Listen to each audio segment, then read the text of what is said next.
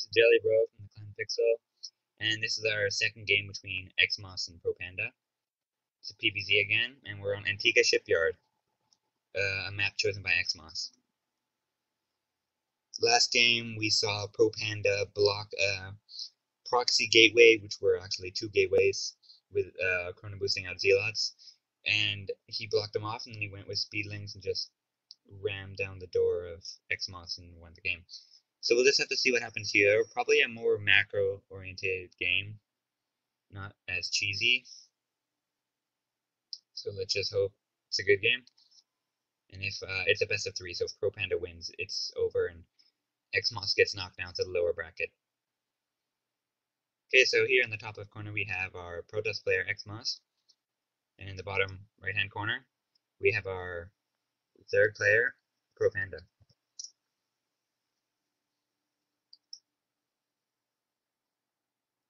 So not much going on, just mining, and that's about it.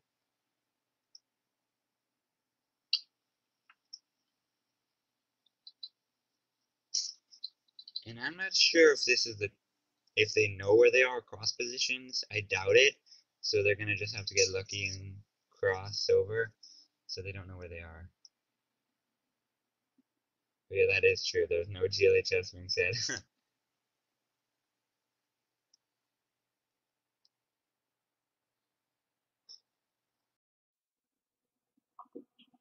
So we just had a mini interruption there.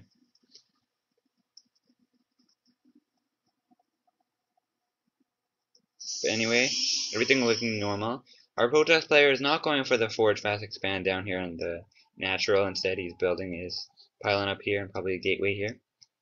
So we'll just have to see what's going to happen here. Gateway should be coming down soon. Pulling the probe. There we go.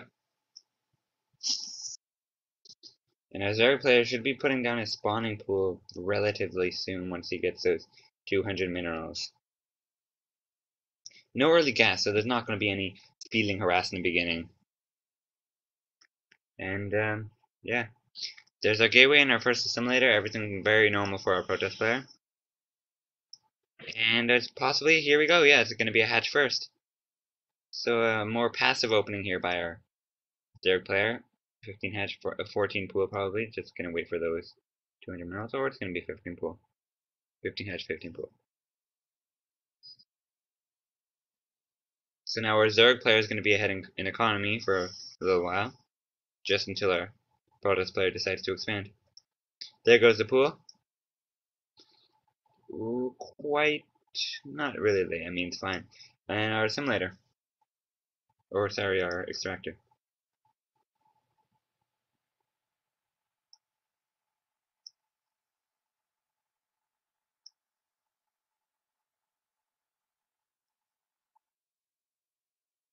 And our second gas coming out quite early. Little bit of lag, sorry about that. But he skipped the first initial zealot, probably just going straight into a stalker.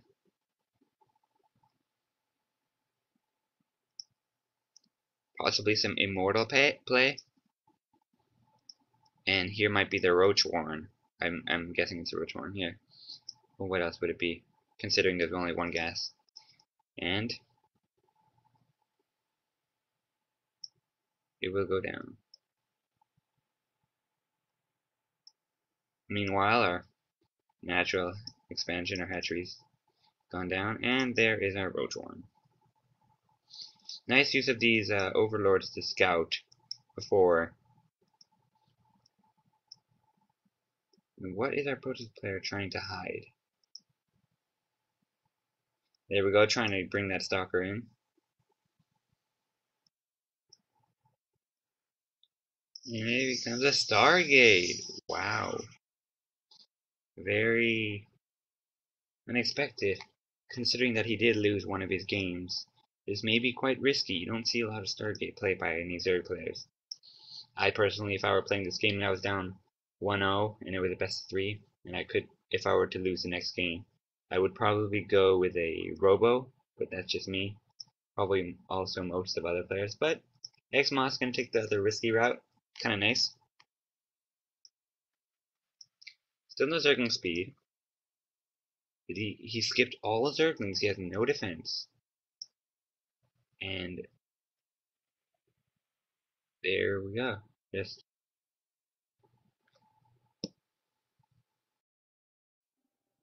also, if you take a note at the units tab, we can see that our Protoss player, although he is on one base, he still is up in probes compared to drones, so that is a nice advantage for him. Also, our second queen, she is being made, so everything's going normal there. Just one gas for a Zerg player.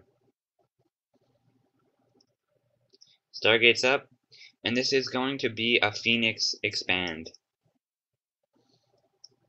Nice use of this tactic, using these Phoenixes to pick off overlords such as this one. And there goes the expansion. Now our Zerg player is catching up in drones in the economy. Only one roach on the field and 2 lings.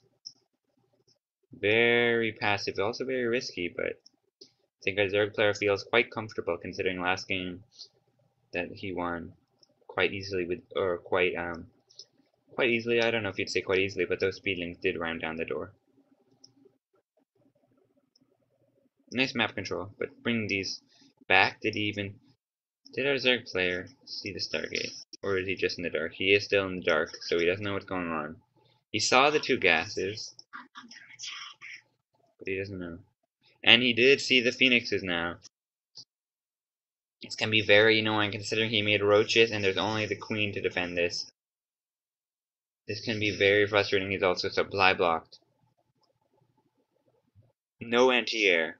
He will possibly be going into Hydras, although he is getting an evolution chamber upgrades and the layer. Nice little tactic by our Protoss player. We don't see this much.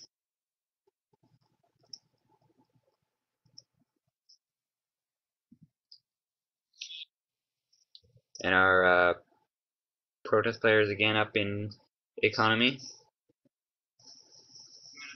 But there are 7 drones. 7 roaches, sorry. But nice counterattack by our Zerg player. This may have been unexpected, but lifting up these and killing at the same time, this is going to be quite easy for our Protoss player to handle.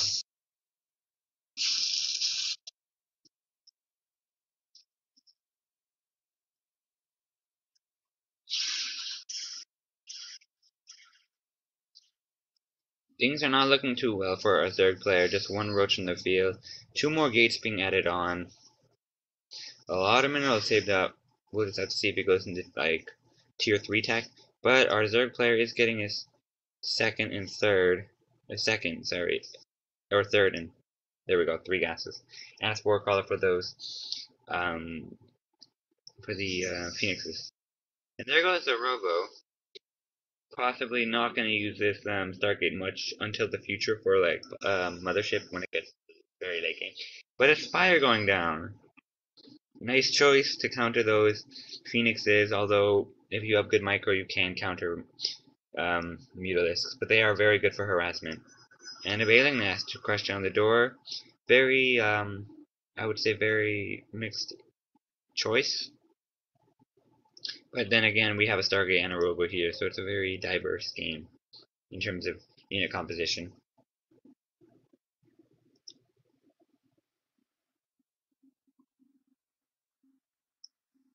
There we go. +1 melee attacks for our Zerg player, getting his upgrades. And our Protoss upgrades will be coming in shortly.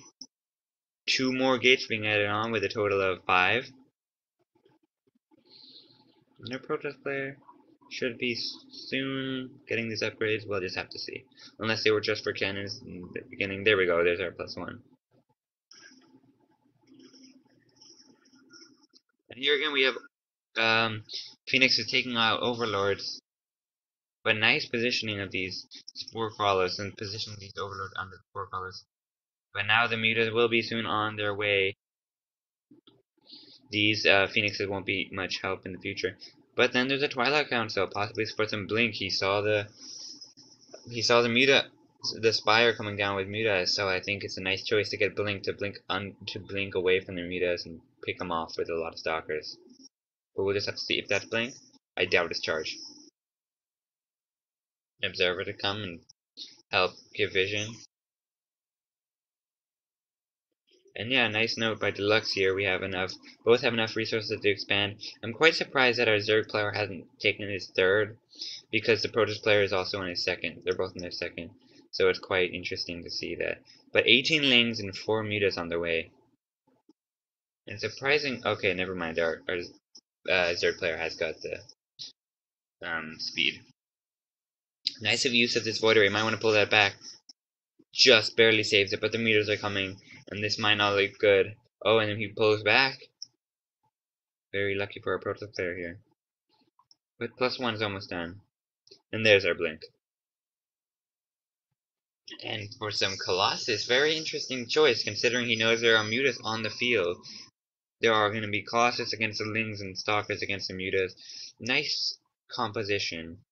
And of course, having these observers around the map to see what's going on. But a push coming down with Speedlings and Mutas. No roaches here though. 5 overloads coming in just to prevent the supply. Oh, nice surround. There are no force fields. Very limited with force fields. It's not looking good for our Protoss player. Nice positioning there, but I don't know if this is going to be enough. Where are his units? There's all the Stalkers, but against all these Speedlings, I don't know if this is going to be enough. No sentries. Still quite a bit of gas. Could warp in. Blink was not done. Blink is not done. Great point. This is not looking good at all for our Protoss player. Nice positioning, but these Mutas and Speedlings together are going to take down this, and I think it's going to be a GG. Having Speedlings that now already in the main can go and pick off these. What are these Stalkers doing? And there goes the Void Array. He's going to go down instantly. And this may just barely be picked off. I don't know. Very nice by our Protoss player. I thought that was possibly going to be a GG, but nice use of... Oh, there we go. There's Blink. Nice Blink forward. Barely taking care of that. Very, very close engagement. But Blink barely got finished, so barely got lucky there and had enough Zealots and Stalkers to deal with that. Very nicely done by our Protoss player.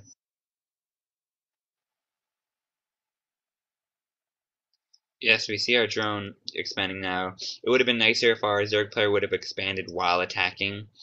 It would have benefited him by having it done sooner. But our Protoss player just likes to stick on 2 bases for now. Mineral count getting relatively low. Just plus one. And there goes +2. So finally an expansion. And here goes our third expansion by our Protoss player. First Colossus is out, and extended thermal lance is coming through. And this Stargate's not going to be as much of use, as I said before, as probably just for a mothership in the late game.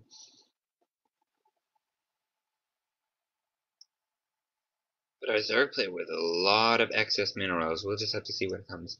Here comes a macro hatch. Nice use of that. But still, we have another push coming down. We'll just have to see how our Protoss player takes care of this. This looks quite a bit bigger, if not maybe the same size, but having that one Colossus on the field may make a difference. However, there are very limited amount of Stalkers, so we'll just have to see if the next warping is Stalkers. And here we go, the Colossus is not on the high ground. This is not looking good. There we go, pulling it to the high ground. Nice use of positioning, and the Zealots are taking care of them. But what are we going to do about the Mutas? There are no anti-air. Warping in a bunch of Stalkers. Here we go, this might take care of them. With Blinker as well. Might want to pull back this Colossus to save it. And nice use of these Mutas to take down the drones, the probes and everything. But nice blink right under the Mutas. I don't know if it's going to be enough.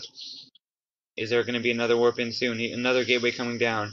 And the warp in is just done. Warping in more and more Stalkers. This is a very close game. Meanwhile, 24 Lings on the way. There's a lot of Mutas here. And this Colossus is going to go down. 14 kills. Quite nice. But there aren't enough Stalkers to deal with this. 24 Lings on the way. 6. And look at this. They're just all making their way across the map. Speedlings running across. This map isn't even saturated at all. Mutas coming into the main. Taking down the cannon. And gonna take down these probes unless they escape, which they are. This is not looking good at all for our Protoss player. However, he is not giving up. He still has a possible chance. However, this Colossus will go down.